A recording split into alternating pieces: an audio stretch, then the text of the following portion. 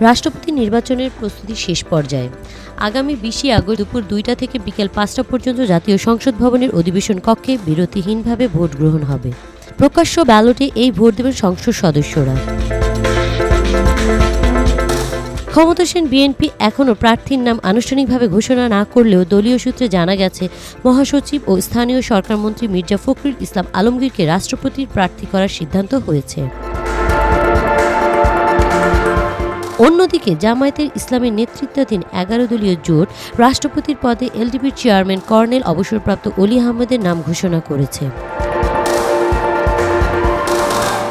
Chief whip Nazrul Islam জানিয়েছেন, সংবিধানের 70 অনুচ্ছেদ সংশোধিত না হওয়ায় দলীয় সিদ্ধান্তের বাইরে কোনো এমপি ভোট দিতে পারবেন না।